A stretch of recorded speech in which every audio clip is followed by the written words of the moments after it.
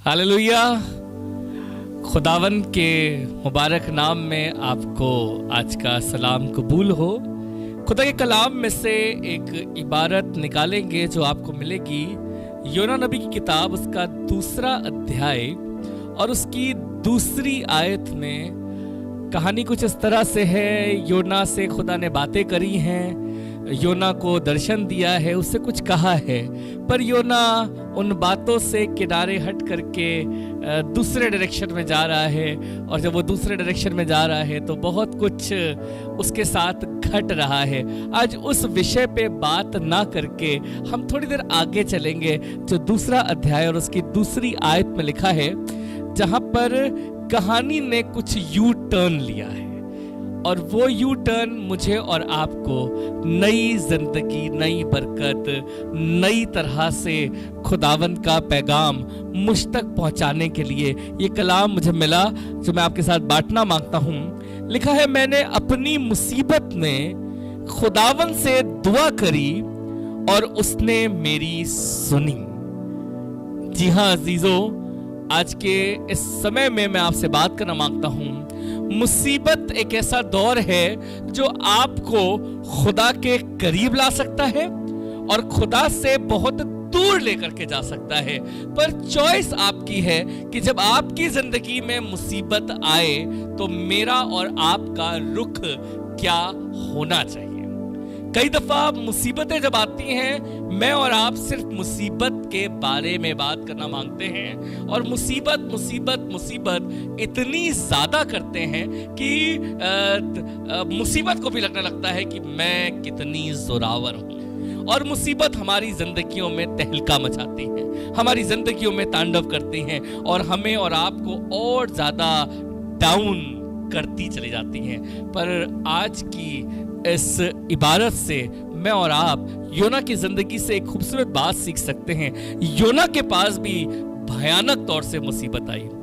आपको क्या लगता है, हल्की फुल्की मुसीबत?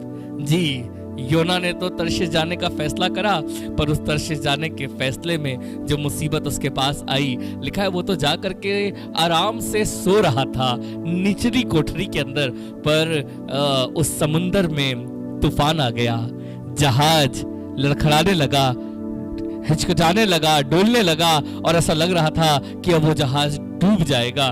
जो लोग उसके अंदर थे सामान उठा उठा करके फेंकने लगे और चीजें होने लगी। और जब पर्चियां निकाली गई तो लिखा है पर्ची योना के नाम की निकली। अभी तक योना सुकून से सो रहा है, पर उस पर्ची के बाद एक भयानक मुसीबत, योना को उस तूफानी समुंदर में डाला जाएगा। मुसीबत समुंदर में डाल दिया गया। खाली मुसीबत वहीं पर थम नहीं गई, पर लिखा है समुंदर में डालते ही एक मछली ने, एक बड़ी मछली ने आकर के उसे निगल लिया। मुसीबत, मछली के पेट में योना, मुसीबत और मुसीबत। और 3 दिन तक योना मछली के पेट में है। और लिखा हुआ है उस मछली के पेट में, समुंदर के अंदर, लहरों के बीच में, उस डूबती नैया में, और अब मछली के पेट में योना मुसीबत में पड़ा हुआ।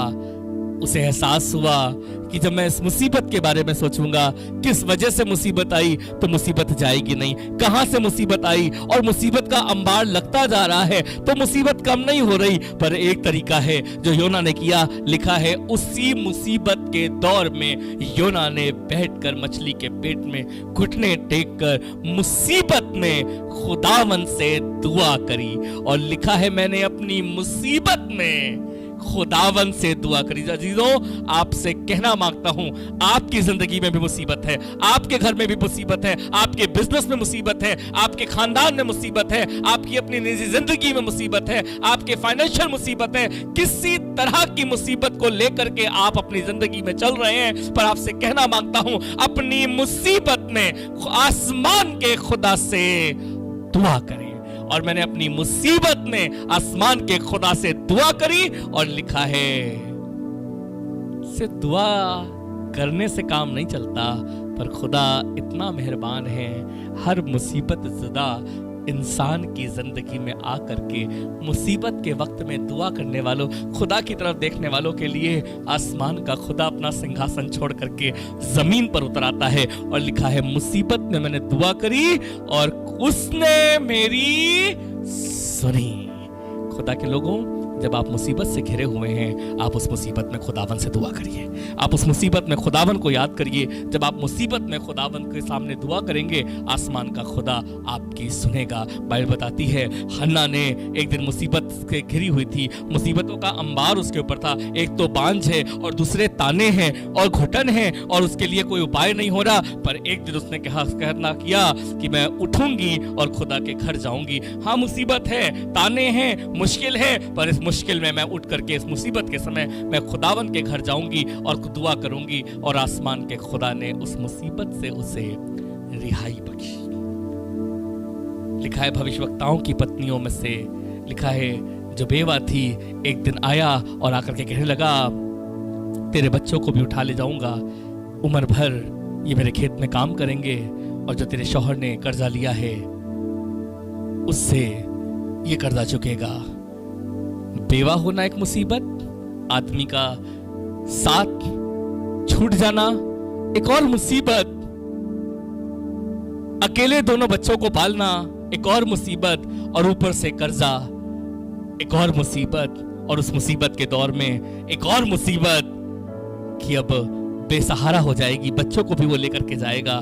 पर मैं धन्यवाद करता हूं इस लेडी के लिए, इसने मुसीबत में जा करके खुदा के खादिम के सामने दुहाई करी और लिखा हुआ है इसके लिए उस मुसीबत में दुआ करने के कारण इसके लिए उपाय हुआ।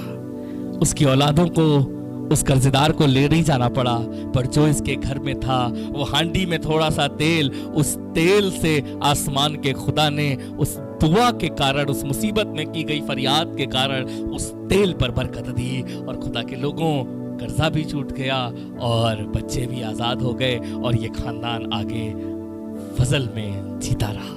खुदा के लोगों, आपसे कहना मांगता हूँ मुसीबत में आसमान के खुदा से दुआ करिए। मुसीबत है, हाँ, मुसीबत आपको आगे ले जाएंगी, गुमराही में ले जाएंगी, परेशान करेंगी, पर मुसीबत में खुदावन से दुआ करिए। एक खानदान के बारे में लिखा है, एक दिन बहुत अच्छे से सब कुछ चल रहा था, पर उस मुल्क में ऐसी मुसीबत आई कि खाने के लाले पड़ गए, अकाल पड़ गया।